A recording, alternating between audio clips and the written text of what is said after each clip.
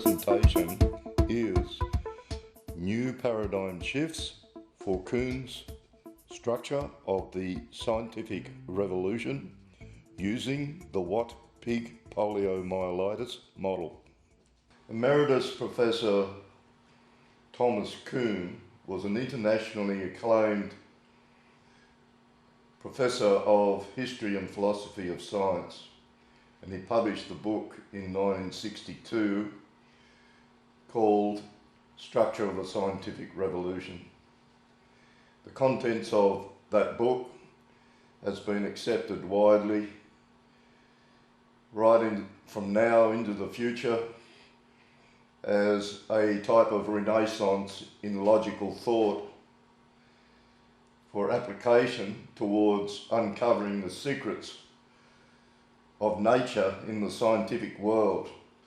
One of the major purposes of the history and philosophy of science is seeking the truth about nature. Kuhn saw the structure of the scientific revolution as that of a production of new discoveries in what he called new paradigm shifts. He saw the advancement of science not so much as a continuous, monotonous program throughout the years, but as a series of episodic spikes in which much knowledge was gained over a short period of time, followed then by a recession where it drifted back to what he called normal science, in which there was a lot of repetitious work and in some cases some untrue statements in the textbooks in particular and the literature.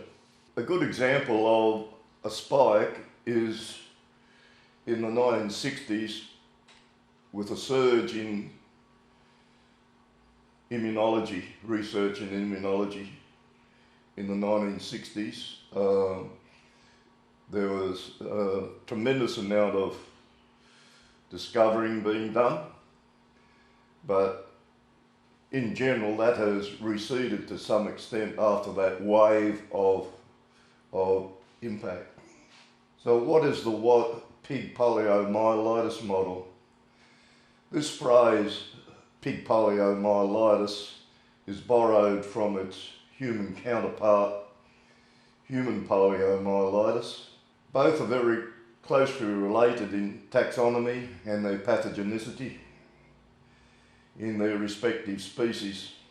The phrase pig poliomyelitis is borrowed from its human counterpart, human poliomyelitis. Both are very closely related in taxonomy as far as the viruses are concerned, and in their pathogenicity with the respective species. There are of course some important differences in the pathogenicity, but I'm not going to go on with that any further. The common name given to pig poliomyelitis in the scientific literature is Teschen-Talfen disease. And the taxonomy, as far as etiology is concerned, is now called Teschovirus A. Up until 2014, it was for many years called porcine Teschovirus 1, and before that, part of the porcine enteroviruses. The Watt-Pig Poliomyelitis model may be seen as a success story in advancement of science on porcine Teschovirus enteroviruses, commonly known as Teschen-Talfen disease. In this research work, there were quite a number of new paradigm shifts that arose from the research work. These paradigm shifts are offered as a contribution towards Kuhn's structure of the scientific revolution. The findings which I focused on mainly was neuropathology and neuropathogenesis. And therefore, by applying this new knowledge, advances may be permitted on the treatment, control and prevention of some idiopathic and misunderstood diseases of man and animal. And so the Watt pig poliomyelitis model may serve as a model for resolving or revealing or uncovering or elucidating the true natural state of some diseases of the nervous system in man. That is, elucidating diseases in their true natural state in form and function, following the principles of Kuhn. I will now turn to the first of the new paradigm shifts. This I've called the Watt neurogenic bladder. I've called it as an eponym, not because I'm self-seeking, but I'm seeking to draw attention to this particular condition, so it will be better remembered. The Watt neurogenic bladder actually arose from the situation where I investigated a natural outbreak of a neurological disease in Brisbane, Queensland. Eventually that disease was diagnosed by ourselves as Teschen-Talfen disease. When I was carrying out the post-mortem on the only pig that died, I noticed that the urinary bladder was greatly dilated, obviously being greatly dilated, then burst. I made a mental note of that and did not follow it up until I did my experimental work. And when I did my experimental work, in which I enhanced the disease by immunosuppression, I found that all the pigs that were immunosuppressed and therefore showing characteristic Teschen disease, a highly virulent form, had these sorts of bladders greatly dilated, as well as the fact that they were recumbent, unable to stand, and showed severe forms of nervous signs associated with the reports of Teschen disease in the literature. In recent times, only in the last year or so, I've developed what I call a new paradigm shift on neurogenic bladder. What it is a contraction of the detrusor muscle due to sympathetic dominance, and the sympathetic dominance is done at the expense of the parasympathetic, and therefore with contraction here the bladder greatly enlarges because the urine's coming into the ureters, and the effect of this sympathetic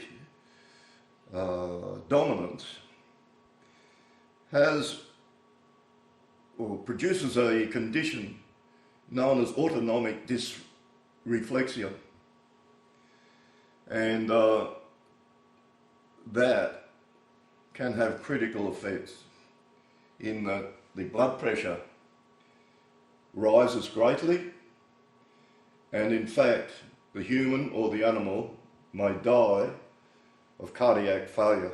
What I'm postulating is that in the highly virulent Teschen disease outbreak of the 1930s and 40s in Czechoslovakia and in Germany, other parts of Europe, and the Teschen disease outbreak occurred only recently in 2012 in Haiti, I'm suggesting that one of the causes of death was cardiac failure. This may come as a great surprise to everybody, but it would seem that perhaps the fact that these bladders are dilated may be overlooked by research workers who are just focusing their attention upon nervous diseases and regard the dilated bladder as an incidental finding. It is seen in humans with the human counterpart is poliomyelitis. It's seen in cancers. It's seen especially in road traffic accidents. And the important thing about it is the location of the lesion, and it's from thoracic 6 upwards. Particularly the literature talks about cervical 3 and the cervical parts of the spinal cord as well. So unless the lesions are in those areas, then the autonomic dysreflexia does not seem to occur. But if it does, therefore catheterisation and the like has to be done in these cases, otherwise the patient could die. And so the pig patient out in the field in the 1930s and 40s, amongst all the mud of World War II, could hardly be expected to be looked after and have its bladder catheterised. So there's a high risk there of cardiac failure. So I'm postulating for the first time the Watt neurogenic bladder as a contributor to the high mortality rates that have been seen in the past with the so-called virulent form of Tessian disease. So this new paradigm shift called the Watt neurogenic bladder is part of the notion of virulence and causation in the studies. The presence of this neurogenic bladder, I'm postulating, increase the mortality rate. The other mitigating factor is what I found was the effect of immunosuppression on enhancing the virulence of this virus. In 1957, in Wales, in England, there's a hill called Talfan Hill. There was an outbreak of the milder form of disease there. They did not isolate a virus, and so they connected that to a disease in Denmark called Poliomyelitis, or transmissible ataxia, not knowing that it was the Tessian disease virus. And so a dogma developed similar to that which we can read in Kuhn's scientific revolution about dogmas and the need for falsifying them if the evidence is presented that they're not true. This whole idea of Tessian and Talfan has persisted until this day. We have on one hand the mild Talfan form with little or low mortality. On the other hand, a highly virulent form. That was a form which I found in the natural outbreak here in Australia, in Queensland, Australia. And so we've had this situation in the textbooks and the research papers that there's two virulent forms. The highly virulent one is not present in any of our countries, they say, and therefore there's quarantine measures. And if they do if the virus is isolated, and if it's said to be Teschen disease, the virulent one, tens of thousands of pigs will be slaughtered. In actual fact, in most countries, probably all countries that we can see, there's a very high prevalence of neutralising antibodies to Teschen disease. So it's endemic in the sense that it's widely spread. So what's the point in trying to exterminate an exotic disease that's already present throughout the whole country? That's the special part of the new paradigm shift which I'm trying to promote. Because I've shown in several ways that there is only one virus, one genome, one molecular, one form which is molecular, in which the molecular biology is homogeneous, and there's no evidence whatsoever to support that they're different. There's cross-neutralisation if there's a so-called Teschen isolate and a Talfin isolate. There's cross-neutralisation, and therefore in every way except for the virulence and pathogenicity, the clinical findings, it is regarded as Teschen virus, one virus only. It's unfortunate that over the years, people who have studied epidemiology have not advanced, quite often have not advanced the basics, the fundamentals of epidemiology. If they had, they would have known about the epidemiology triad, host and environment and the pathogen, etiological agent. All these three work together, and the resultant outcome is the result of interplay of those three things. In their enthusiasm, microbiologists tend to just focus on so-called strains of, doesn't matter whether it's bacteria or viruses or whatever, they focus on strains rather than looking at host resistance, which can play a vital role, and now generally accepted that immune response should be taken into account. The other factors which arise as far as the disease in its natural state is the presence of ongoing immunosuppressive natural viruses.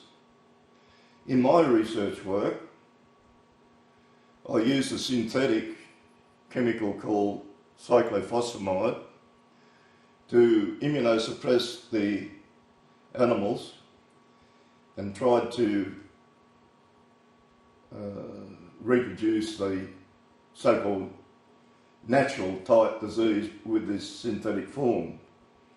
But it's now commonly known now that there are quite a number of immunosuppressive viruses, circoviruses, classical swine fever or hog cholera, African swine fever, and maybe even the retrovirus of pigs, which is not known to produce disease itself in its own right, but may well be a form of secondary epitope for to immunosuppress.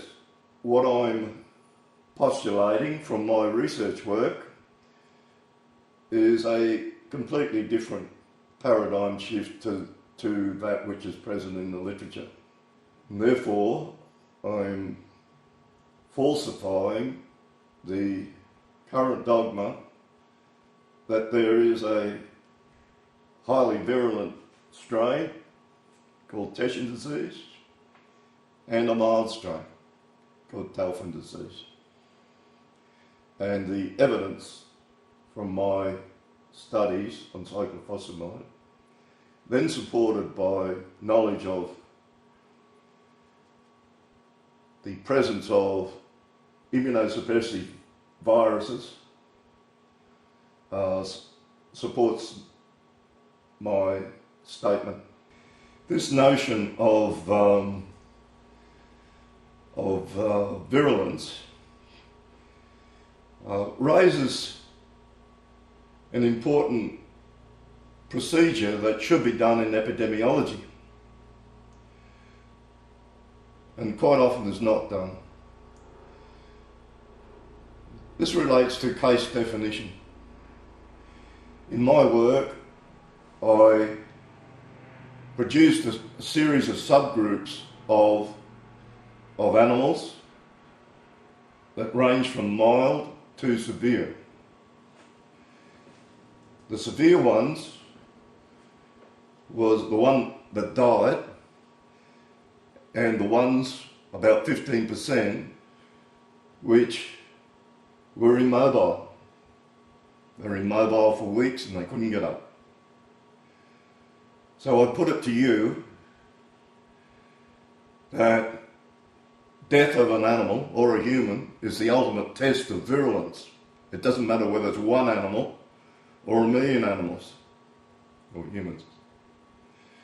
And the test of virulence with cases that cannot rise, whether they be man or animal, is surely indisputable as far as virulence is concerned. So that's what led me to believe that there was only one virus. I isolated on a number of occasions over over a few months. The analogy that I've just spoken about has been seen with in philosophy with all swans are white. Up until about 1660s, all swans were considered white because nobody had seen a black one. So a Dutchman came down to northwest Australia in the 1660s, and he did not colonise that in the name of the Netherlands, because it was just a lot of desert as he could see it. So, but he saw a black one. So having seen one black one falsifies the universal notion or statement that all swans are white. So what I'm saying is, one animal died. That falsifies that statement, even without all the other work I did, consolidate my evidence to refute that notion that there's a two-strain virulent setup with Tesh and Talfin disease. The second new paradigm shift, which I'm presenting, is the Watt topographical mapping. This may be seen here. For this I took 5mm slices, coronal slices of the brain, and mapped them out both quantitatively, as you can see, and qualitatively, specifying the various different lesions that occur. As the so-called cell nodule there, that black dot. This here is what I call the so-called microinfarct of Watt. I'll talk about that as another as a new paradigm shift. And this is the well-known perivascular cuffing. And so we have a qualitative distribution of these lesions throughout the whole of the brain. This has never been reported before, quite surprisingly. If it had been done, for example, in 1907, when Alzheimer discovered his disease, then maybe all the problems will be over by now.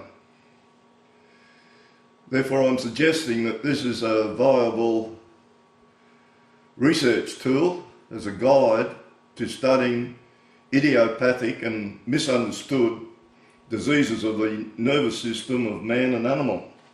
These next 4 slides illustrate a new paradigm shift. These types of lesions have never been reported before in the literature, and certainly not for Teshin-Talphin, to my knowledge. They haven't been reported for other virus diseases, but certainly not for Teshin-Talphin disease. So, in order to evolve this particular paradigm shift, what I did was to take sagittal section of the spinal cord, longitudinal section of the spinal cord, because I suspected that the capillary in those lesions, those so-called cell nodule or glial lesions, could have an origin in as far as blood capillary endothelial cells are concerned. So therefore I did longitudinal ones, because then the lumens could be easily seen, because the blood vessels go into the spinal cord, and when you cut them longitudinally, you'll pick up the lumens. So I did it that way. It is well known, of course, that glial cells respond to all sorts of injury, but what I'm referring to is the so-called Watt cell nodule, which is a special type of cell nodule and gliosis. And it has as its basis the initiating cell injury in this disease, which is also a completely new paradigm shift. By doing longitudinal sections, one can see that these nodules could be easily missed if we cut them through there. So it's quite useful to cut them longitudinally so that you don't miss them. If you do the normal transverse ones, you could easily miss these lesions. So this is a higher power view of the cell nodule. It involves a mixed population of glial cells reacting to injury, undergoing various repair. There's not a lot of edema here. Edema is associated with astroglial cells proliferation, but astroglial cells also respond to injury for repair. So there's perivascular cuffing there, and that's the cell nodule there. One can see actually there are more blood capillary cells there than normal. One there, one there, one there. Heaps of them in actual fact. And those endothelial cells are rather swollen, and they contain mononuclear cells. There's a mixed population of glial cells around them responding to injury. But I saw this as a focus of attention because not only were the blood capillaries there, but there are quite a number of them. And therefore, my interpretation of this is a new paradigm shift for this disease called neovascularization. And what it is a response to injury that has the same pathophysiology as wound repair. In wound repair, there's a proliferation of blood capillaries, and it's well known from biochemistry and pathophysiology. This is a result of hypoxia. So it's responding to low levels of hypoxia. Now my thought processes are, why is there hypoxia in this region? And I started to develop the concept that hypoxia is a result of the lesion of the blood capillary. Later on, under ultrastructural studies done at Cambridge, England, I found that indeed the blood capillary was the focal lesion. It was necrotic. And from that I developed a new paradigm shift and a theory which I'll allude to later. So here we have a new concept in thinking about repair and how it might be possible for the pigs to recover from abnormal, ataxic, to normal. And I'll show you later that some of them did. About 15% didn't. About 85% had transient ataxia of various forms, and one pig died. So this is neovascularization. In this particular animal, the virus was isolated, so it was reasonably acute in the sense that the fever was still there, and it was showing posterior ataxia, and so it was acute enough to isolate the virus from. And so what it illustrates is the rapidity of the neovascularization, doesn't it? How quickly it develops. So this phenomenon, previously unreported in the literature for Teschen-Telfer disease, plus remyelination, which I found, go together to explain largely the reason for recovery from a mild to severe form of ataxia to normal. And this could be of great benefit in man as well. And this is a higher power view showing the same sort of phenomenon of neovascularization. There's a blood capillary. It's got a mononuclear cell in it. These cells are rather enlarged. That's indicative of new blood capillaries. When the blood capillary endothelial cells are enlarged, just generally known that blood capillary cells are normally flattened. But these are larger, and there are a number of them. And in between those is a mixed population of glial cells. So what I did was, for the ultrastructural work, by a technique of combined light and electron microscope techniques, I found a cell nodule, cut down to it, looked at it under the electron microscope, and found necrotic blood capillaries with virus crystals inside them, which is a new paradigm shift, again, in this disease. It's generally accepted in so-called normal science, referred to by Kuhn, that the virus attacks directly the neuron and produces its damage that way. I'm proposing now, neuronal changes are secondary to the mortality, the necrosis of the blood capillaries, of the parent blood capillaries, and so there's dysfunctional transport systems going to the neurons and glia, general neuropil, and those cells are reflecting that dysfunctional transport. In particular, lack of oxygen. And so, when the oxygen is depleted, we can see neovascularization. When the oxygen is depleted to the neuron, we can see mitochondrial peroxidation and free radical damaging effects, which destroy the cristae. I'll show those to you later. But I'm trying to get a connection between the histopathology and the ultrastructural studies.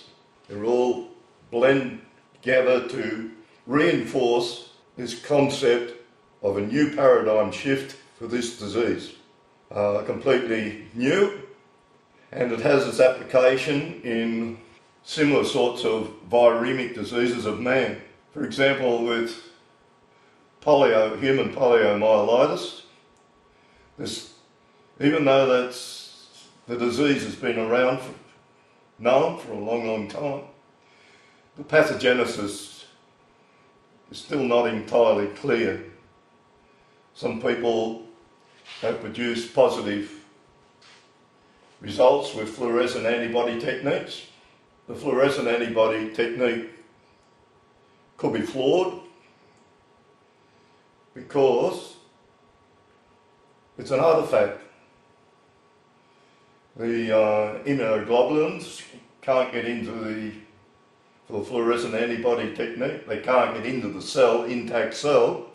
So the way they show it up is to actually destroy the cell.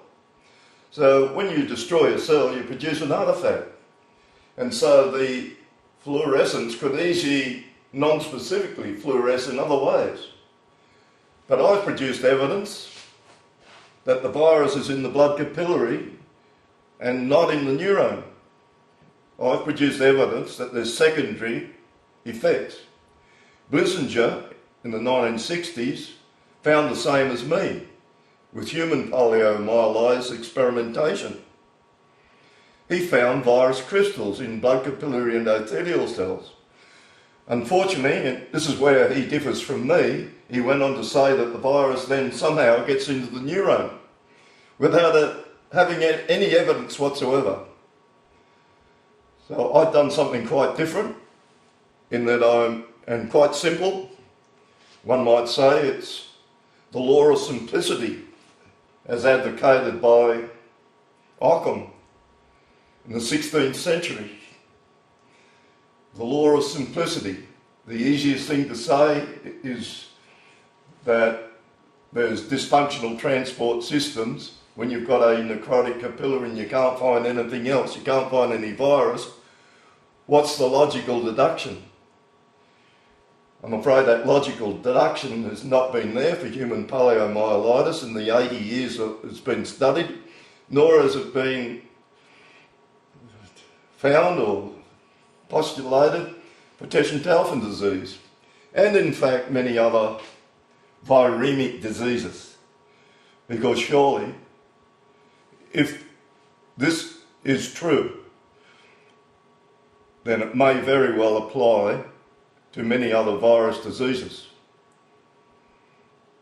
It's unlikely that I'll be investigating those, but in the future, because of the age problem, but I put this forward as a possibility. If one sees evidence of the so-called white cell nodule, there's a high chance that in those blood capillaries you'll find the virus that you're interested in. It could be Japanese B encephalitis and others as well.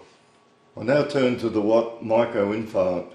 This is an original concept based upon the finding in the present study that the primary lesion is the necrosis of the blood capillary cell that I just alluded to.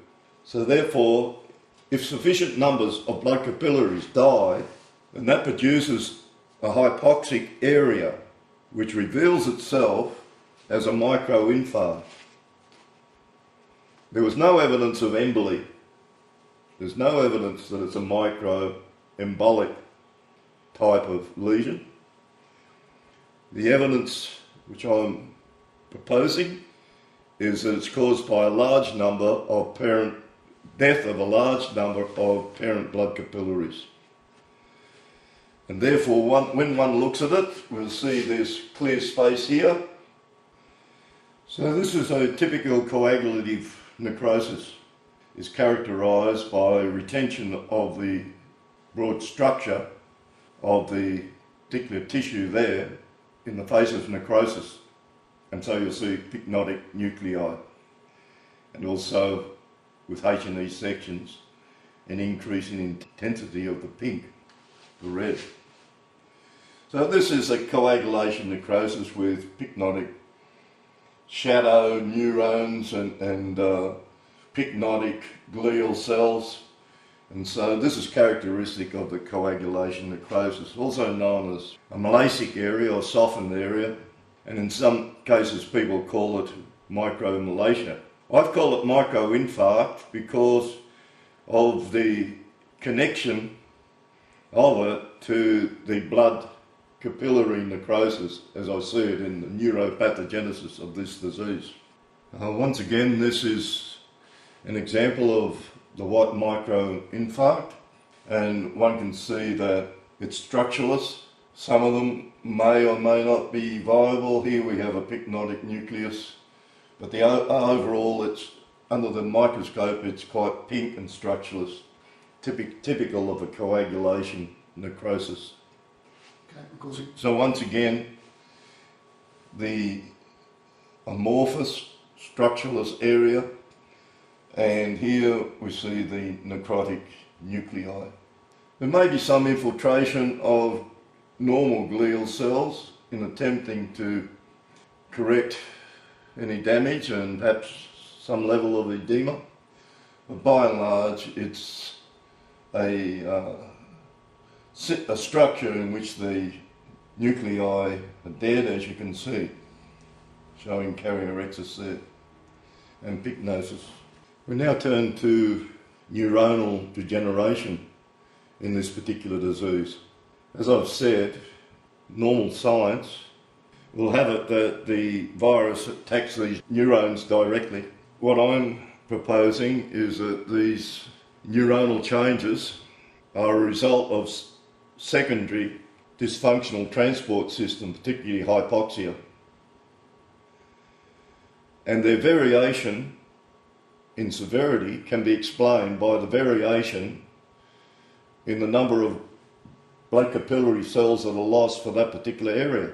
If a virus attacks a neuron, normally one will see the same sorts of things that we will see in the blood capillary, a liquefactive type of necrosis. We don't see that here in these cells. This here is showing vacuolation and pycnotic nucleus. To me, it's showing dysfunctional transport system, secondary to blood capillary vasculitis, degeneration. This, to me, is an irreversible sign in this neuron. And this is showing the earlier stages of chromatolysis.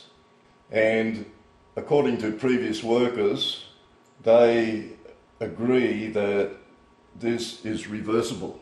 So therefore, if these sorts of things occur and the damage is not too severe, then those neurons might regain their normality, along with the myelin that might regenerate and the neovascularization that might produce new blood capillaries. So that could explain recovery in certain cases of man and animal. So this is a reflection really of the amount of rough endoplasmic reticulum that's present, you see under the electron microscope. And so it becomes diffuse and a lot of free ribosomes. And the basic mechanism there is there's not enough energy to maintain that structure, and therefore they break off and become free ribosomes. So these next 4 slides are taken of the spinal cord of a pig that was non-ambulatory for 3 weeks. And when we look at the lesions, we'll have an explanation of why it was permanently disabled. It all depends on the severity of the lesions. And the severity of the lesions are a reflection of the mortality rate of the parent blood capillary cells. So this is the spinal cord of that pig. This is the dorsal and ventral funiculi of this spinal cord.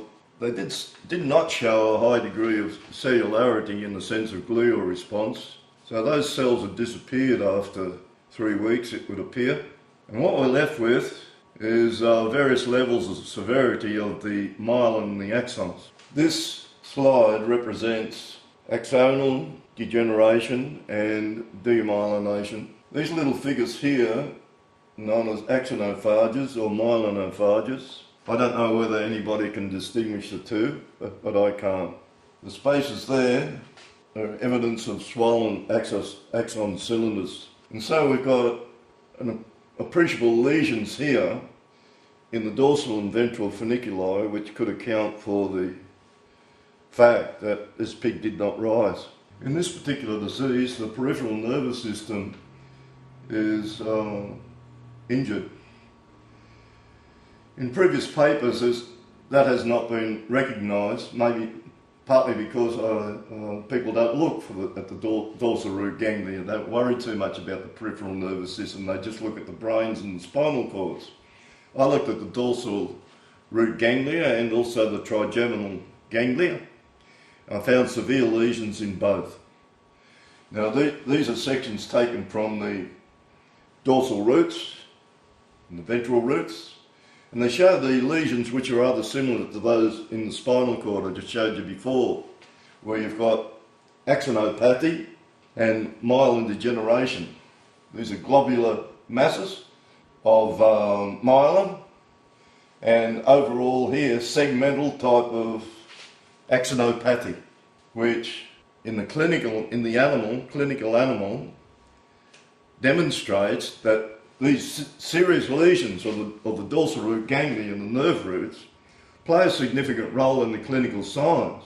And in fact, the clinical signs are largely a manifestation of sensory dysfunction because of the dysfunction and injury to the dorsal root ganglia and the roots.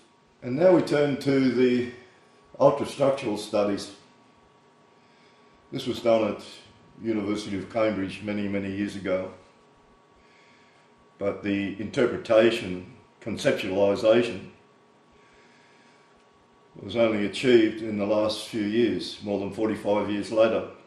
We saw in the histopathology that the blood capillary was affected. Now we're looking at it, hundreds of thousands magnified, and we can see just how badly it is affected. So this here is a blood capillary endothelial cell there. That's another one there. That's a bit of a one there. This one here is reasonably normal, but it's still showing some activity. It's showing some little villi. And these are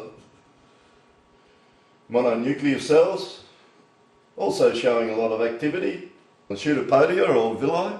And so here is oncolytic cytotoxic edema, oncolytic necrosis, cytotoxic edema with swelling, complete liquefactive necrosis.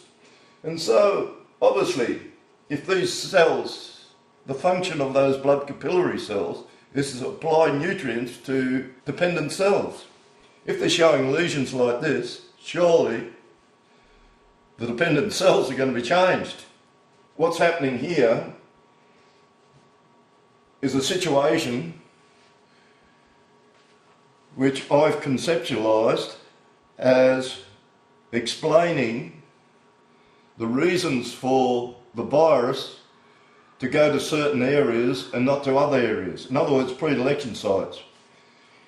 And I don't think very much work has been done on that and the reasons why. And the reasons I'm advancing is that those areas that are affected are high energy levels. They have a high energy levels. If they have high energy level needs, they must therefore have much more complex capillary network to supply the blood. In fact, people have done work on that and they've found that those particular areas have a higher level of a more complex blood capillary network. When they do, when you compare those to the small blood vessels, the other ones where there's perivascular cuffing that we've seen, obviously the surface area is greatly increased. And therefore, if the surface area is greatly increased, the frictional forces are greatly increased. And so the blood flow is slowed up in these predilection areas. Added to that are these villi here, pseudopodia or villi, from the indigenous leukocytes and also in a thrombocyte I'll show you later. And the villi are here in these sorts of cells, in this capillary endothelial cell. So we can see a great increase in surface area and therefore a great slowing up. Isn't it reasonable that if there happens to be a virus sitting on these leukocytes, which is thought to be the case, I didn't show it, but other people have shown that these viruses can take rides on the leukocytes. If that's the case, wouldn't it be easier, when the blood slows, for those viruses to become attached to the surface of these cytoplasmic membrane of the blood capillary endothelial cells? And that's where I rest my case on how the virus gets to that area. Not by receptors, but by random selection due to slowed up blood flow. This is a completely new concept on the subject of predilection sites. So this particular lesion is taken from my studies in which I compared immunosuppressed with non-immunosuppressed animals, and I used the same virus that had produced the mild type form of Teshin disease. When I did this experiment, 100% of those that were immunosuppressed developed the clinical signs of the classical Teshin disease, which bears out what I said originally about the falsification of so-called virulent forms, two-strain forms. So this particular one here was taken at day 6 post-inoculation, and it's a virus plus cyclophosphamide. So here we have 3 slides in which the pig was destroyed on day 6 post-inoculation, and it was a virus only. And it's showing similar changes in the blood capillary to the cyclophosphamide one, which indicates that cyclophosphamide did not cause the necrosis. So here we have oncotic or oncolytic type necrosis. There's another one next to it which is showing necrosis. This is a thrombocyte that's showing the villi, and once again increasing the surface friction, slowing it up. So if we get millions of thrombocytes like this, it'll slow it right up. Here we have one that's somewhat normal, but still showing degrees of degeneration. This here is a high-power view of mitochondria from this particular pig. And this is showing massive, severe degeneration of the cristae of the mitochondria, which I have interpreted as secondary to hypoxia. Quite often in the literature there is free radicals generated because of the low oxygen, and this causes auto degeneration, kills those mitochondria. So this to me is not a result of virus invasion, because if it were, it would show what? Liquefactive necrosis like this one here. But it's not showing that at all. It's showing what the literature says is evidence of hypoxia with free low energy production and free radical production, which makes it self-destructive. So this particular figure comes from day 8, virus plus cyclophosphamide. Once again, oncolytic necrosis of the capillary endothelium. This one here is a bit more normal, but it's still showing villi, which means it's been activated. Here and C is a pericyte, and here on higher magnification or with a bit more clarity are the virus crystals, pathognomonic for diagnosis of the disease as being located in the blood capillary cell and not the neuron. But it's not just the virus crystals, it's the other pathology as well, the liquefactive necrosis. With other systems such as image type photography with dyes and the like, it's not possible to look at it qualitatively like this is being done. It's not possible. So therefore it's got no or very little value for neuropathogenesis. Neuropathogenesis is best done using this rather archaic system, I guess, and not the modern imaging. As you can see, the pericyte is also necrotic. And we'll see the next slide, there'll be virus crystals inside that necrotic cell. The necrosis indicates the virus is there. We may or may not find crystals. We find them at random. They're not there streaming through the cells all the time. We find them at random. So luckily enough we found it there. But here is evidence of virus invasion. And the next slide we'll see virus crystals there. The function of the pericyte is very close to the capillary endothelial cell in that it's regarded as being vital as a transport system from the blood capillary in this whole area here into the surrounding neuropil. And so if this is affected, this adds to the problem, because you've got necrosis here, necrosis there, dysfunctional transport system going to the dependent cells, the neurons and glial cells, nerve fibres and the like. Here also we can see these villi associated with increase in frictional forces, attachment of the virus. So it's a little bit easy to see these virus crystal arrays present here in the pericyte. Lack of organelles in the pericyte, liquefactive necrosis. And so we have, once again, call it cytotoxic edema, oncolytic necrosis. It's a swelling, fills up with water. And obviously, these pericytes and this blood capillary has the function of supplying nutrients to the surrounding neurons and the glial cells and the like. So is it any wonder that we see degeneration in them and we don't see virus crystals in the neurons? Never been reported.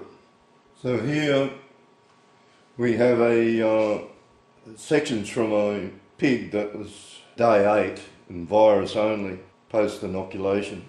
It's not so easy to see it here, but there's quite a lot of clear areas, and that represents, in my interpretation, water. The whole of these cells undergo dysfunctional transport. They take in water, the sodium-potassium changes from the inside and outside the membranes. So they take in water, and also because of the lack of energy, the rough endoplasmic reticulum does not retain its structure, and so the free ribosomes are present. That explains it, because of the lack of energy to hold that structure together. So this is showing microvacuolation and dysfunction. This one here is reasonably normal. Now this here is a severely degenerated satellite cell. The satellite cells surround the neuron. The pericytes are associated with the blood capillaries. The satellite cells surround the neurons. As you can see, this one is again showing necrosis. Whether there's any virus or not, or whether it can get in there, I don't know. I've never seen the virus crystals, but it's showing some evidence that there might be some virus invasion of the satellite cell as well. But it does not appear to get into the neuron itself. Here is the neuron, and it's showing a complete lack of mitochondria. They're completely gone. There should be cristae in here, cristae, double membranes are seen. There's a remnant of it there. So to me, the interpretation I give to this is, once again, is a secondary hypoxia and lack of other nutrients because of dysfunctional transport system associated with degeneration of the parent capillary cells and also of the pericytes. And so out of all of this, all of these hypotheses, new paradigm shifts, I evolved a so-called theory or hypothesis or a postulation for the neuropathogenesis of Teschen-Telfin disease, which could have its application to human poliomyelitis and other viremic diseases of the nervous system of man and animal. So what I'm postulating is that the variation